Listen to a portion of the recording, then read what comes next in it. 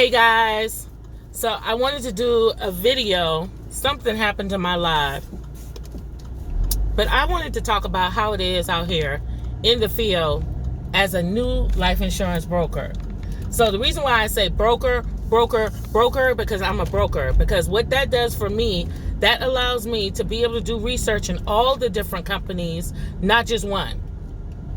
So life insurance agent would be one agent who represents one company, and that's it. That might be an agent for State Farm. That might be an agent for Foresters. It might be an agent for Colonial Penn, an agent for Mutual Omaha, an agent for, you know what I mean? They're agent for one. I work with all of those companies, okay? I can shop for the best price and the best fit for my clients. So I'm a broker, okay? Don't get it twisted, all right? If you're interested in being a broker, I need you to holler at your girl, 404-645-1922, because nationwide, I can get you with my company set up. If you thought about going to school, taking a class, you can take the class virtually and pass the test. Hello, I passed my test. Now I can coach you through it. So I'm going to go back to why I started this video. What's it like as an insurance broker newly out here in Georgia? Hello. So out here, I had to learn that there's a thing called in the field. So you go in the field, you're going to people's house after you get the leads. So the first misconception I had, I was like, oh, I got to go knock to everybody's door. And my manager was like, no, we advise you not to go knock to everybody's door. We advise you to get leads. And if you look at a lot of videos with different life insurance people, life insurance agents, they say you get your leads and you work your leads. Your leads are the people that have filled out forms, applications, and said, look, I know I need some coverage. I know I need more coverage. I've been hearing about getting coverage for my children. I'm thinking about getting that. So I need a specialist to call me and talk to me about the different policies that are out there and then help me match with what I want. That's a lead. The lead is the person that's supposed to be at the door waiting for you with arms wide open saying, come on, yes, you saw my application. I'm ready to get some insurance. Guess what? It did not happen like that for me for the first week. The first week, there were people, no, I don't know what you're talking about. No, he didn't fill that out because it'd be the wife or it'd be the cousin or the aunt or the daughter. No, I don't know what you're talking about. No, I didn't ask for that. No, So I said, okay, this is what I did to make myself relevant. I knew what I wanted to offer. Guess what I wanted to offer? I wanted to offer children's insurance, youth insurance, because a lot of people overlook the kids. Now, am I preparing for these kids' death? Absolutely not. I'm preparing for their life, because there are a lot of people that never talk about the living benefits when it comes to insurance.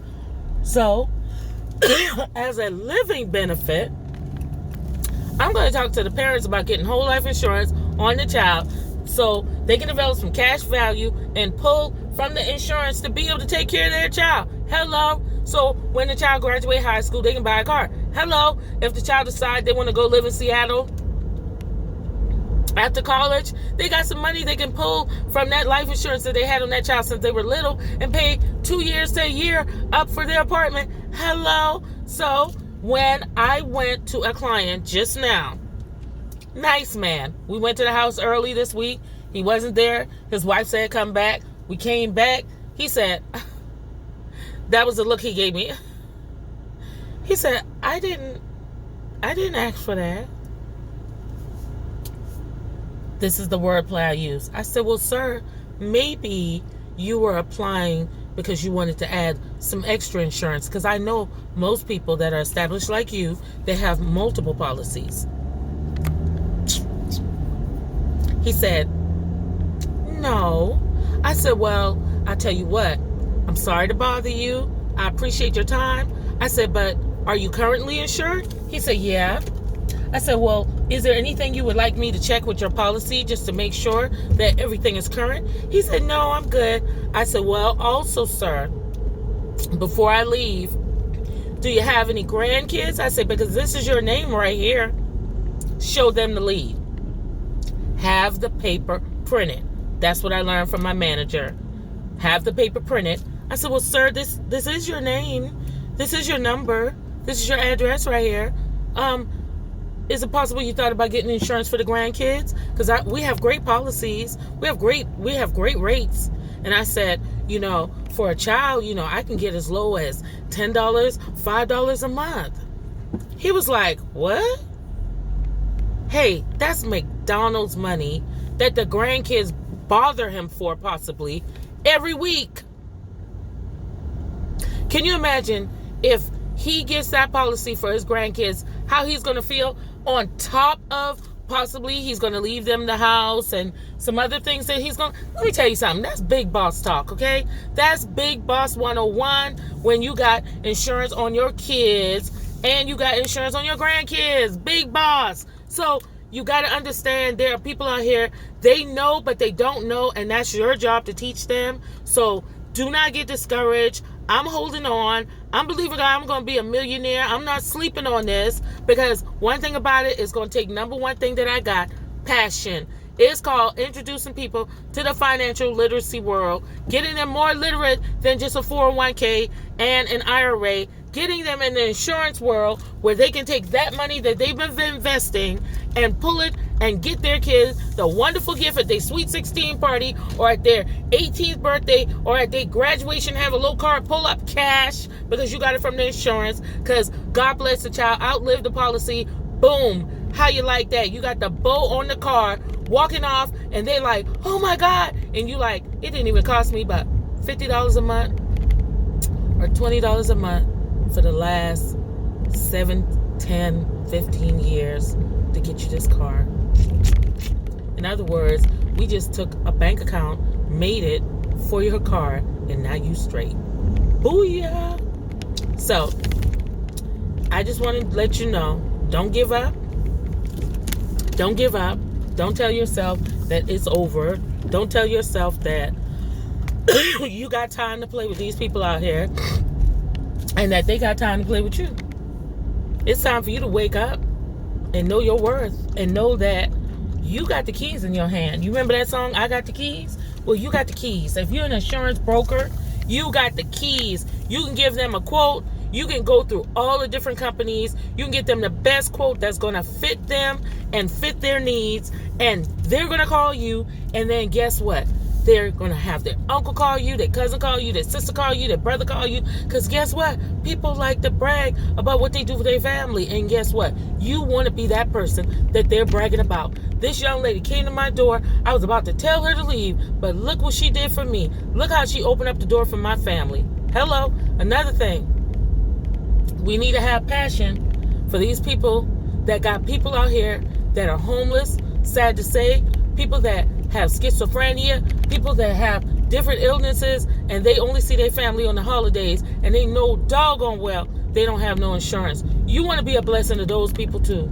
You want to be there. You don't want to have your stick up your butt.